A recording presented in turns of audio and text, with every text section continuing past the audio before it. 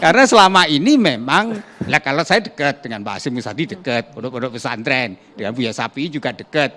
Kita nggak pernah. Jadi saya masih ingat Buya Safi'i itu mengatakan beriman itu rasional. Selalu Buya mengatakan itu. Dan Buya selalu mendidik kita jangan mudah tertipu, dikelabui. Jadi ini kan banyak sekarang gejala, orang bisa saja mencari sensasi, orang bisa cari ketenaran, orang bisa mencari apapun dengan apa? Membangun satu kesadaran palsu itu. Dan kesadaran palsu itu dengan cara apa? Dia menggunakan otoritas validitasnya. Validitasnya apa? Oh misalnya, saya menulis buku, kan suatu yang nggak rasional, misalnya 550. Bahasa Ibrani itu nggak gampang. Ngomong-ngomong soal bahasa Suryani, kita punya cuplikan-cuplikan bahasa Suryani ya ini ya, Maria dan juga pemirsa. Mungkin Gus Naji bisa membaca ini secara sempat viral tuh. Apakah betul ini bahasanya huruf-hurufnya? Sambil dilihat, Gus. Iya. Jadi begini, saya sendiri pernah berinteraksi langsung ya dengan penutur bahasa Suryani. Bukan dengan Mama Gufron ya Gus? Iya, jadi saya dulu pernah, kebetulan saya dulu kuliah di Suriah, itu ada komunitas yang memang masih menggunakan bahasa Suryani. Di daerah Maklula namanya, itu memang bahasa Suryani ini adalah bahasa ya kuno, memang muncul sejak masuk ke Suriah itu abad keempat. Masehi itu sampai sekarang masih digunakan. Tetapi sejauh yang saya tahu bahasa Suryani ini digunakan oleh mereka yang populasinya cukup banyak sebetulnya, ada 1 juta penutur. Dan yang kedua, selain mereka yang menggunakan orang-orang Kristen Ortodoks, bahasa Suryani ini kalau di pesantren lebih banyak atau di klinik, masyarakat lah, itu identik dengan klinik karena selama ini banyak dipakai sebagai jimat seperti yang tadi ditunjukkan itu adalah tulisan jimat sebetulnya itu ya, karena di kitab-kitab kitab Al-Awfaq misalnya anti peluru atau kitab Syamsul Ma'arif dan lain sebagainya, itu adalah kitab tulisan-tulisan yang memang untuk perdukunan gitu ya. Dan mungkin memang dulu masuknya lewat situ Mama Gufron ini, karena kalau saya lihat latar belakangnya kan dulu pengembara. Setelah pesantren di Banten dia pengembara, dia memang lari kemana-mana dan oleh gurunya dibilang bahwa jangan kembali ke Banten kalau belum jadi orang, gitulah istilahnya gitu. Pengalamannya bermacam-macam. Nah itu sampai pernah jadi pengamen dan seterusnya. Mungkin dari situ dia mulai manjurlah perdukunannya, mungkin seperti itu. Nah gini saya kira. Kita perlu memilah saya kira terkait Mama Gufron ini. Ada hal-hal yang syariah dan ada yang non syariah. Tentu kita juga jangan terlalu supaya kita jelas posisinya. Misalnya begini ya, yang non syariah itu misalnya begini, dia mengaku mengarang kitab 500 judul dalam bahasa Suryani. Itu kan secara agama nggak ada pidananya kecuali bahwa kebohongannya gitu. Dan mungkin atau tidak, mungkin saja. Bukan suatu hal yang mustahil, kalau dia bikin judulnya saja kan gampang kita kan, desain covernya aja kan bisa, itu sudah jadi buku. Dalamnya bahwa di dalamnya nggak ada ketikannya kan nggak apa-apa itu, tapi tetap disebut sebagai buku, karena buku tulis pun juga buku kan gitu, itu nggak harus ada isinya. Nah kemudian misalnya kita tidak bisa menghakimi pengalaman gaibnya, bahwa dia misalnya pernah ngobrol dengan semut, ini kan nggak ada dosanya secara syariah gitu. Dan sebetulnya begini, saya mungkin agak berbedanya begini, apa yang kalau dalam literatur yang pernah saya baca ya di pesantren, bahwa apa yang dialami oleh para nabi itu mungkin dialami oleh para wali sebetulnya. Itu misalnya berbicara dengan hewan tadi, itu nabi pernah melakukan, mungkin saja dialami oleh para wali. Tetapi kan kalau kita lihat memang Mama Gufron ini tidak identik dengan wali, karena wali itu kan wali ini mesti berilmu, itu wali ini juga ada kesalehannya. Nah kesalehan inilah yang aspek syariahnya itu. Ada hal-hal di dalam agama itu, ini begini, di agama itu kebebasan berkeyakinan itu dijamin, jelas itu. La ikraha fiddin. La ikraha fiddin itu bukan hanya tidak boleh memaksa orang beragama tertentu, tetapi tidak bisa, memang keyakinan itu tidak bisa dipaksakan, tidak mungkin dipaksakan.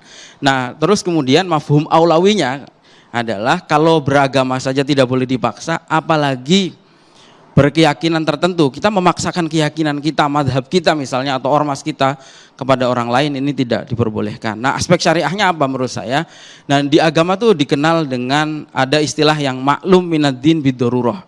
Ada hal-hal yang sudah disepakati, yang qat'iyyu dilalah. Ini hal yang tidak bisa dibantah. Misalnya begini, di agama ya, bahwa sholat itu 5 waktu misalnya.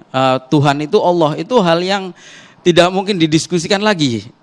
Nah, kecuali kalau tadi masalah kunut, masalah lain sebagainya itu bisa didiskusikan. Tetapi ada hal-hal yang maklum minad-din bid-darurah. Nah, hal yang mungkin menjadi nah itu tadi, itu misalnya adalah ketika Mama Gufron ini bilang bahwa tidak perlu sholat, cukup sedekah ke anak yatim. Nah, ini tidak bisa diterima secara kacamata syariah itu. Sekalipun untuk kalangan terbatas internal yang bersangkutan pribadi. Dia sendiri tidak apa-apa kalau dia meyakini dampak itu. Untuk yang lain ya. Tetapi ketika masuk ke ranah publik kan ada hukumnya sendiri.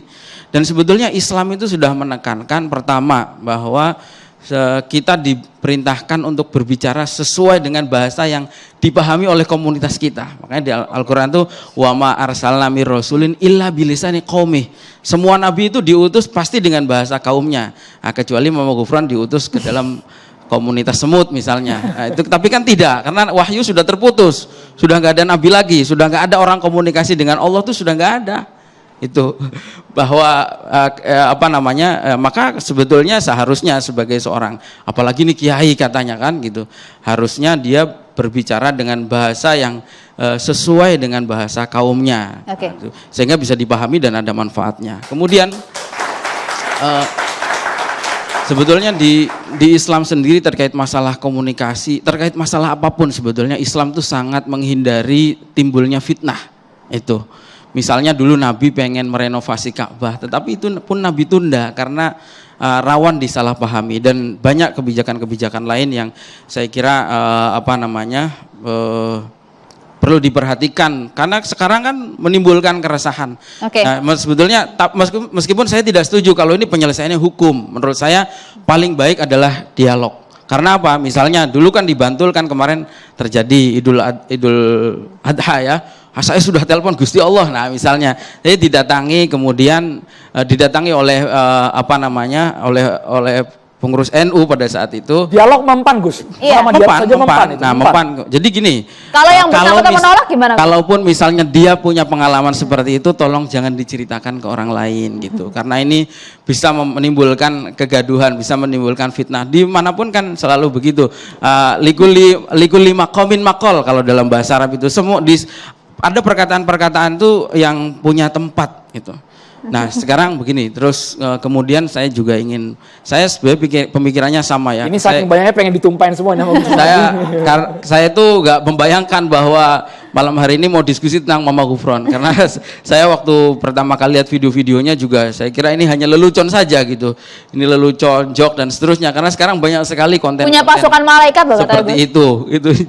Nah, ternyata kita memang sampai mendiskusikan ini karena memang pengaruhnya banyak mungkin ya, pengikutnya juga banyak, dan bahwa pengaruhnya banyak itu ya dibuktikan dengan kunjungan banyak tokoh-tokoh penting ke sana gitu, sehingga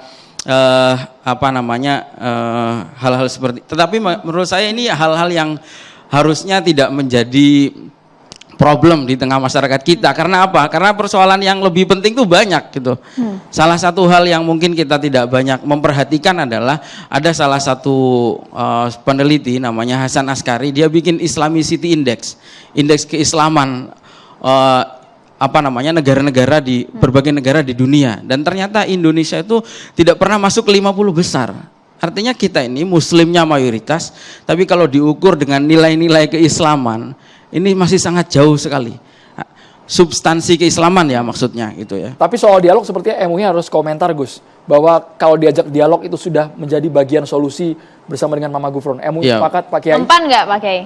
kita selalu mengedepankan yang diajarkan adalah untuk melakukan dialog gitu. Tapi kan selalu gagal menembus tembok inilah yang unik. kita ingin terus melakukan sampai pada titik temu untuk mendapatkan kesimpulan tadi itu. Ketika tidak ada, maka berarti tidak ada etikat baik kan begitu. Maka kemudian langkah yang dilakukan. Jadi pesan moral dari diskusi malam ini saya kira ini betul yang tadi disampaikan oleh Gus Nasik, misalkan ini hanya lelucon saja, seterusnya iya bisa saja, tetapi ini lelucon yang sudah masuk ke ranah wilayah akidah, wilayahnya ibadah, maka tidak boleh membuat guyonan dalam wilayah akidah dan agama.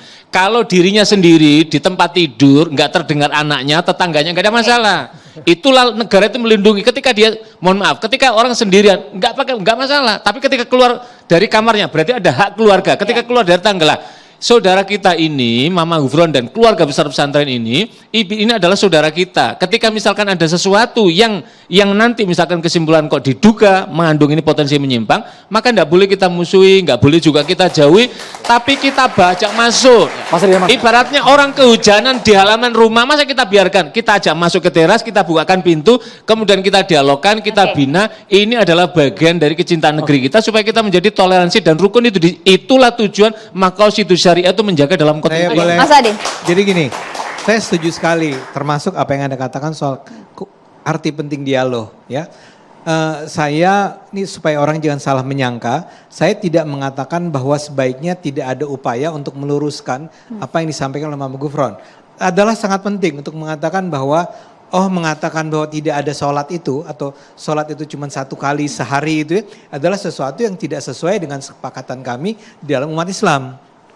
Tapi setelah mengatakan gitu, saya ingin ingatkan, menyebut kata, tapi sehingga kalian adalah kaum tersesat, itu implikasinya bisa panjang. Kenapa?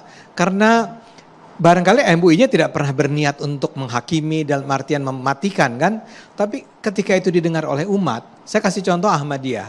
Ahmadiyah kan dikatakan oleh MUI sebagai sesat ya.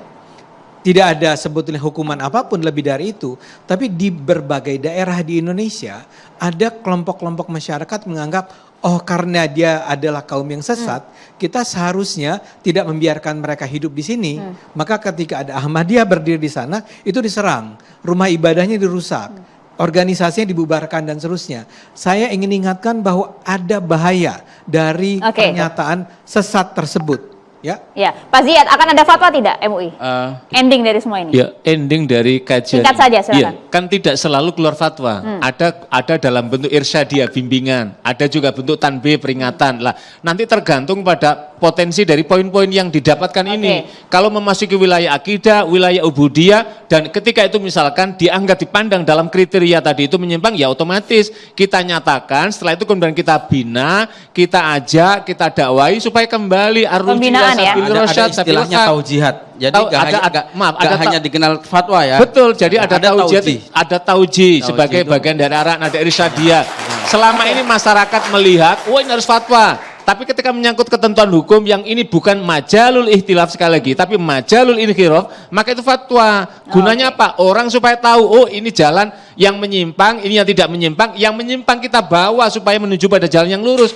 Bangsa ini kan punya kiblat juga. Ketika ada melanggar undang-undang, bukan berarti itu hak individu, maka diluruskan bertentangan undang-undang. Dan sampai ujung dialog ini Bapak-bapak kami terus berusaha untuk mengundang Mama Gufron, tapi yang bersangkutan belum bersedia untuk bergabung bersama kita. Catatan Demokrasi akan segera kembali pemirsa. Bersama.